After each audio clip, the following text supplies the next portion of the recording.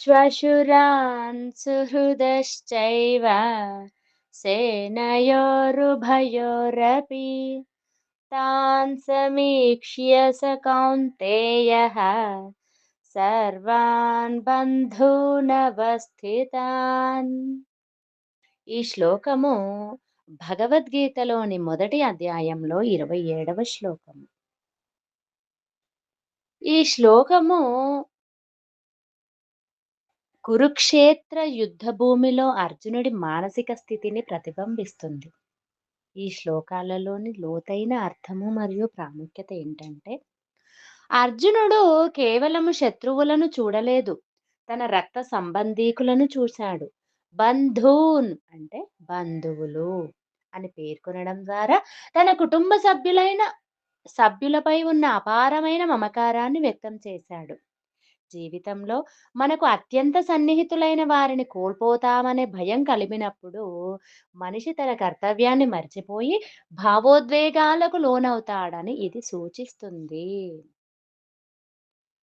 అర్జునుడిలో కలిగిన ఈ కరుణను పైకి చూసేవారికి గొప్ప గుణంగా అనిపించవచ్చు. కానీ భగవంతుని దృష్టిలో ఇది ఒక విధమైన అజ్ఞానం. యుద్ధం ధర్మం కోసం జరుగుతున్నప్పుడు వ్యక్తిగత అనుబంధాలను అడ్డుపెట్టుకోవడం క్షత్రియ ధర్మానికి విరుద్ధమని గీత బోధిస్తుంది. ఒకవైపు ధర్మస్థాపన, మరోవైపు కుటుంబ ప్రేమ. ఈ రెండింటి మధ్య నలిగిపోయిన అర్జునుడి పరిస్థితి నేటికి ప్రతి మనిషి జీవితంలో ఎదురయ్యే సంఘర్షణకు ప్రతీక. మన బాధ్యతలను నెరవేర్చేటప్పుడు మనల్ని ఆపే భావోద్వేగాలను ఎలా అధిగమించాలో అర్జునుడి ఉదాహరణ ద్వారా గీత మనకు నేర్పిస్తుంది. ఈ శ్లోకాల ద్వారా అర్జునుడు తీవ్ర దుఃఖానికి లోనవ్వడం వల్లే ఆ తర్వాత శ్రీకృష్ణుడు గీతాబోధను ప్రారంభించాడు.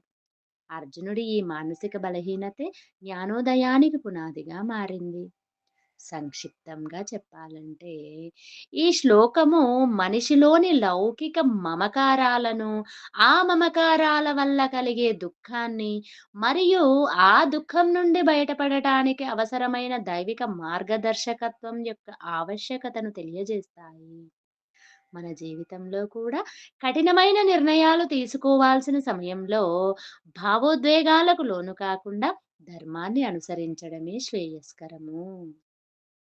కుంతీపుత్రుడైన అర్జునుడు యుద్ధభూమిలో మోహరించి ఉన్న ఇరుపక్షాల సైన్యాలను, వారిలో ఉన్న తన తాతలు, తండ్రులు, గురువులు, మామలు, సోదరులు, కుమారులు, మిత్రులు తదితర బంధువులందరినీ చూశాడు. అలా చూసిన వెంటనే అతడు అత్యంత కారుణ్యంతో, జాలితో నిండిపోయాడు.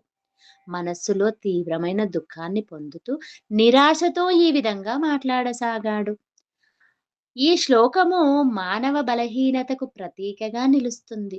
మహావీరుడైన అర్జునుడు మహావీరుడైన అర్జునుడు సైతం తన వారిని చంపాల్సి వస్తుందనే ఆలోచనతో తీవ్రమైన భావోద్వేగ సంఘర్షణకు లోనయ్యాడు.